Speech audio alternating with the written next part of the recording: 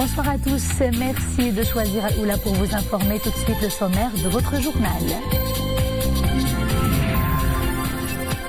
Dossier du Sahara marocain, le secrétaire général de l'ONU remet les pendules à l'heure. Dans son dernier rapport au Conseil de sécurité, Antonio Guterres confirme le caractère onusien du processus politique concernant le dossier du Sahara marocain et met en exergue les investissements considérables du Maroc au Sahara marocain. Levée de rideau hier soir sur la 7e édition du Festival international Cinéma et Mémoire commune de Nador avec la participation de plusieurs personnalités internationales d'horizons divers. Nous parlerons également de la 2e édition des littératures itinérantes organisée à Casablanca. Cette manifestation a rassemblé plus de 40 écrivains. Elle a pour vocation de mettre en contact les écrivains et le grand public. Lundi dernier, Sa Majesté le roi Mohammed VI a présidé au Palais Royal de Rabat une séance de travail consacrée à la mise à niveau de l'offre de formation professionnelle, à la diversification et valorisation des métiers et à la modernisation des méthodes pédagogiques. Cette réunion intervenait dans le sillage de la mise en œuvre des priorités et mesures fixées par le souverain, en particulier lors des discours du trône et du 20 août. Elle témoigne de la haute sollicitude royale constante envers les secteurs de la formation professionnelle en tant que levier stratégique et voie prometteuse de préparation de la jeunesse à l'emploi et à l'insertion professionnelle. Au cours de cette réunion, le souverain a notamment pris connaissance des premières propositions et mesures à prendre par les départements concernés relatives à la mise en œuvre des hautes orientations royales.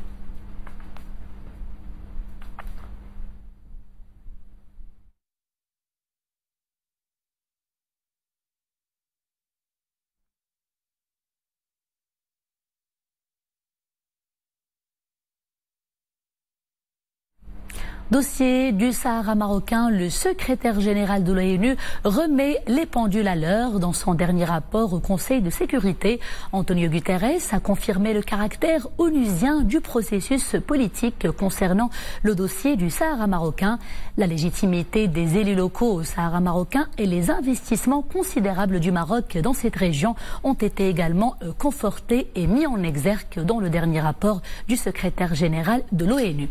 Les développements tout de suite avec Souad Amachet. Antonio Guterres vient une fois de plus de confirmer dans son dernier rapport au Conseil de sécurité le caractère exclusivement onusien du processus politique basé sur les résolutions du Conseil de sécurité depuis 2007. Ces dernières, y compris la 2414 adoptée en avril 2018, ne mentionne nullement l'Union africaine et ne lui attribue aucun rôle de quelque nature que ce soit dans le processus politique concernant le Sahara marocain.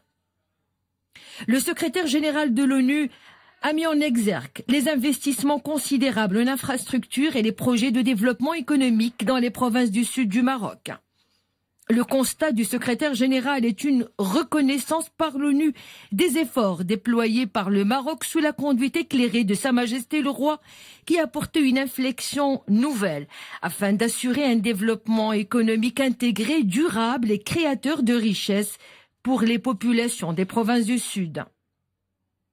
Monsieur Guterres a relevé que son envoyé personnel pour le Sahara, Monsieur Horst Kohler, a rencontré les élus locaux des provinces du sud du Maroc lors de sa tournée dans la région en juin 2018, consacrant ainsi la légitimité de ces élus et officiels locaux en tant que seuls représentants démocratiquement élus de la région.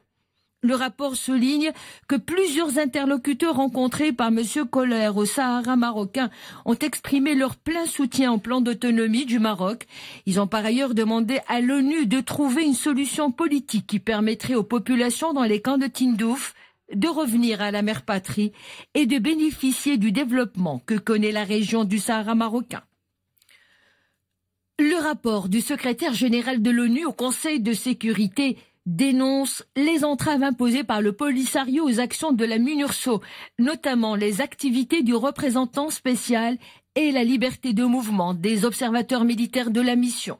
Face à cette situation, le secrétaire général des Nations Unies a appelé instamment dans ses recommandations le Polisario à mettre fin à son chantage et à rencontrer les hauts responsables de la MINURSO à Rabouni, à Tindouf, conformément à la pratique établie depuis longtemps et non pas à l'est du dispositif de défense, affirmant que le maintien de conditions stables et pacifiques sur le terrain est fondamental pour la création d'un climat propice pour la relance du processus politique.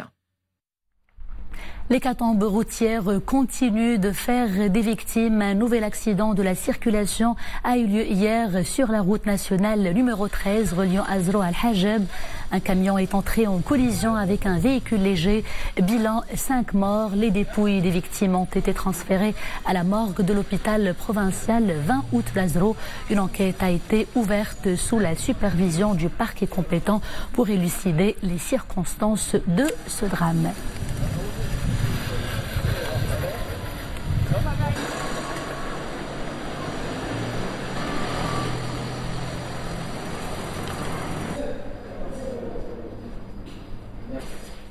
Nous ne le dirons jamais assez, redoublez de vigilance si vous êtes au volant. Ouvrons à présent la page monde de ce journal. Nouvelle journée sanglante à Gaza. 3 Palestiniens, dont un adolescent de 14 ans, ont été tués dans des tirs à balles réelles de l'armée israélienne.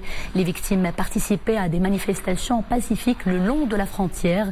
Toujours dans la bande de Gaza, 3 avions israéliens ont frappé 2 positions du Hamas dans le nord de l'enclave palestinienne. La tension y est d'ailleurs toujours palpable ce dimanche. Ouverture du procès de l'épouse du Premier ministre israélien Sarah Netanyahou est effectivement jugée à partir d'aujourd'hui sous l'accusation d'avoir fait passer plus de 80 000 € de repas aux frais du contribuable. Elle est mise en examen pour fraude et abus de confiance présumés. Le procès pourrait durer plusieurs mois.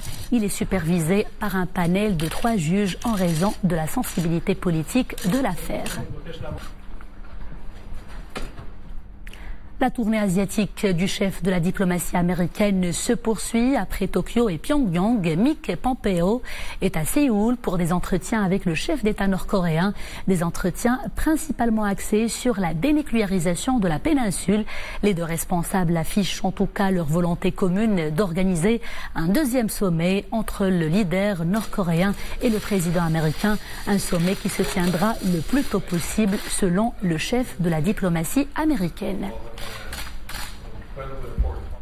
Les Brésiliens aux urnes ce dimanche pour choisir leur nouveau président dans un Brésil miné par la crise économique et une corruption politique généralisée. Le candidat d'extrême droite Jair Bolsonaro arrive en tête des sondages pour le premier tour. L'autre grand favori de ce scrutin est le candidat de la gauche Fernando Haddad. Dans un pays où une personne est en moyenne assassinée toutes les 10 minutes, le thème de la violence est omniprésent. Le grand enjeu de cette présidentielle est d'ailleurs la sécurité, mais également le redressement de la situation économique du pays. Retour à l'actualité nationale et ouverture officielle aujourd'hui de la saison de la chasse à Knetra, lancement marqué par l'organisation d'une opération de sensibilisation au profit des chasseurs de la région. Au programme notamment, distribution des cartes de réserve portant réglementation de l'exercice de chasse avec des procédures d'octroi des permis de chasse de plus en plus souples.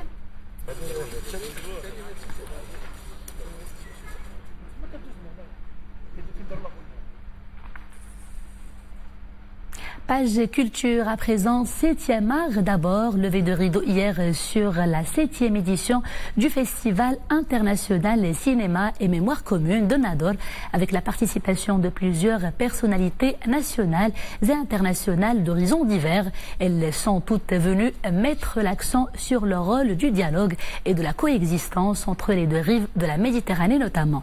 Rachid Latabi et Zakaria Moqin Billah. Nador déroule le tapis rouge aux cinéastes d'ici et d'ailleurs. La 7e édition de ce festival se tient cette année sous le thème « Le cinéma au pluriel à la mémoire des femmes africaines ».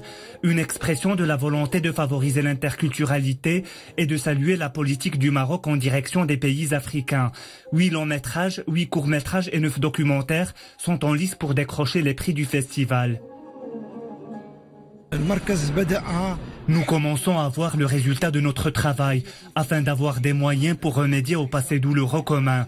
Mais nous voulons changer ce passé en lueur d'espoir. Je viens présenter le film Kuzala, le chant des racines, qui parle de mon parcours entre la France, le Brésil, l'Angola, où je suis née, de déracinement et l'importance de retrouver son pays d'origine, ses racines pour se sentir bien et en harmonie avec le monde qui nous entoure.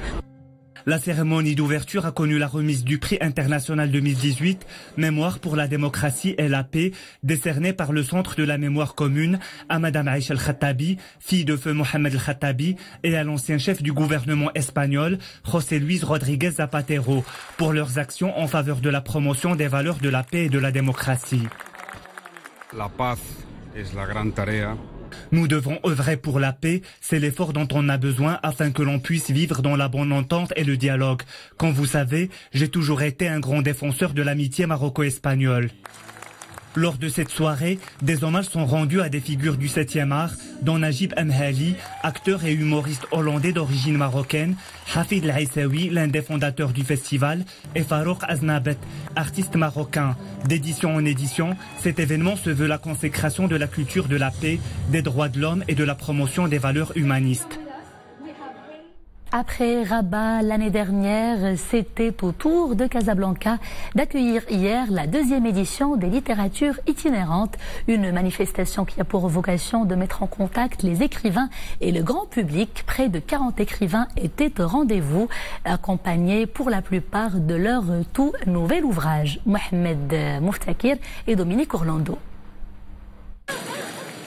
Réunir plus d'une quarantaine d'auteurs durant toute une journée dans un même périmètre, qui plus est en plein air, la formule d'emblée enchante, car elle donne la possibilité au grand public de côtoyer de très grands noms de la littérature marocaine et de mesurer à quel point, à leur contact, ils sont pour la plupart une véritable source d'inspiration et aussi d'éveil.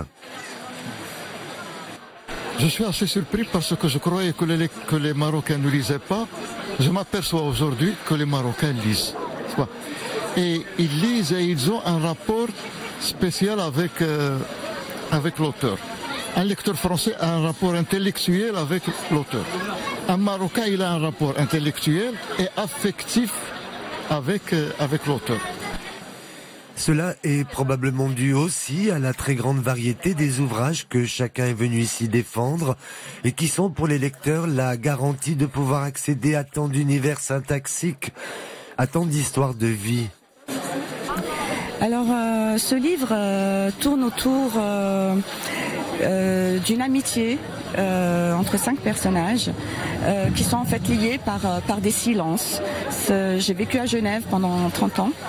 Et j'ai été très frappée par justement les silences qui habitaient des personnes qui étaient là en tant que réfugiés. État d'urgence, c'est un seul poème et d'ailleurs c'est le seul livre que j'ai publié au Maroc. Donc c'est un poème qui part, enfin disons que celui qui dit le poème est quelqu'un qui a survécu à un attentat et donc il est sonné, il est dans un état quasiment de transe et qui va nous livrer un récit à la fois halluciné et extra-lucide. Autant de chemins croisés vers la découverte et la réflexion qui démontrent à quel point l'engagement de celui qui écrit est profond, car il répond aussi à une exigence toujours plus réelle du lecteur lui-même. Moi, je pense que aller comme ça, un événement pareil, prendre le livre et aller chez le lecteur ou aller vers le lecteur, c'est lui donner le livre, lui amener le livre et c'est lui faciliter l'accès au livre et c'est en quelque sorte désacraliser le livre et la lecture. Désacraliser également l'accès à l'écriture elle-même.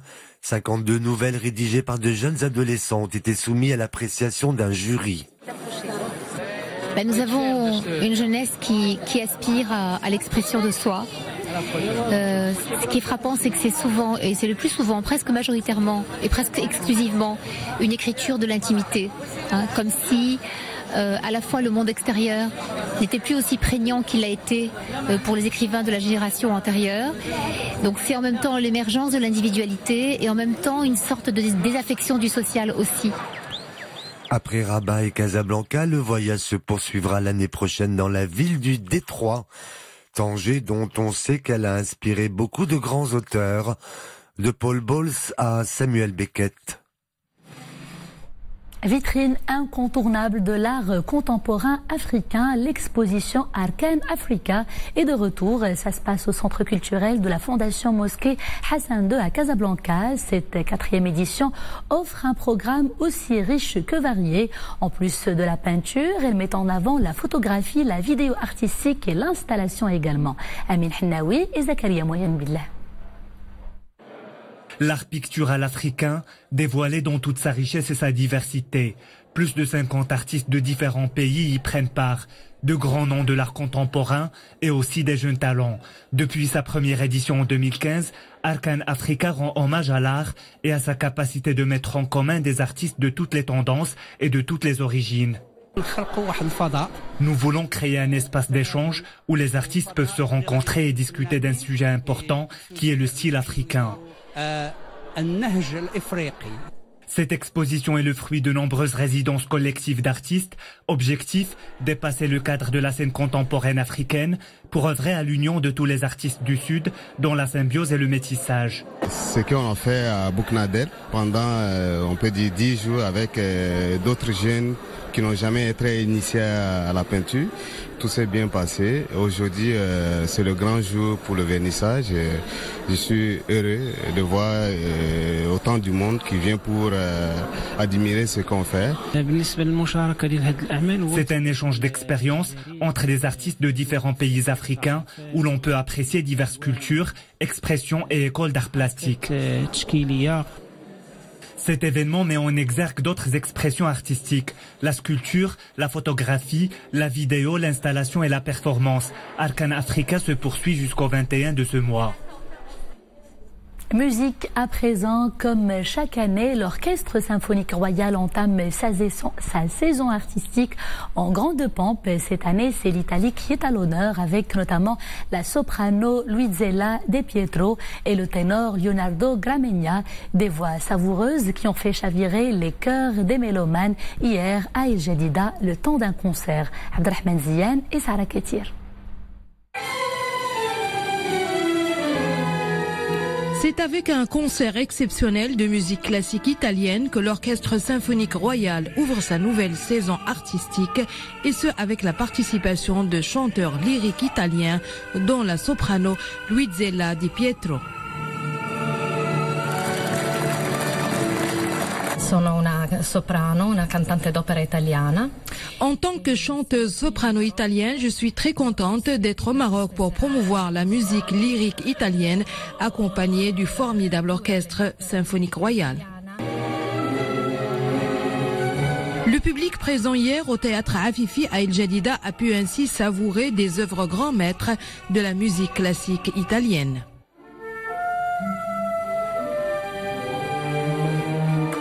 L'Orchestre Symphonique Royal vient de temps en temps à El Jadida et je prends la possibilité de me réjouir du programme que vous offrez et j'espère que ça va continuer longtemps. J'habite à Jadida et très contente que le soir fait un spectacle avec les artistes italiens. Et vive Italia-Marocco!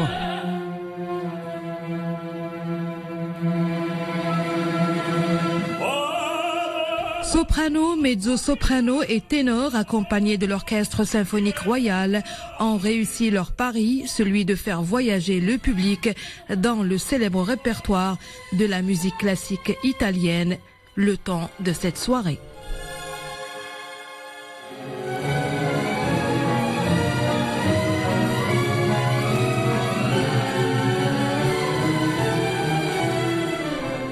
Et avant de refermer ce journal, je vous laisse apprécier ces images de Rabat. La capitale, vous le savez, fascine par ses murailles et ses belles façades, donnant notamment sur le bourg grec des monuments chargés d'histoire et témoins d'anciennes civilisations. Regardons.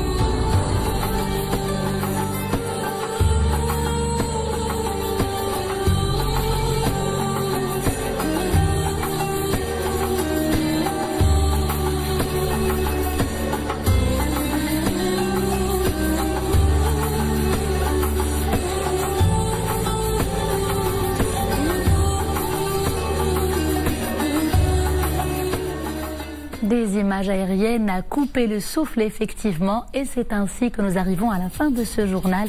Merci de l'avoir suivi. L'information est de retour à 21h avec Nadia Mouden. D'ici là, portez-vous bien.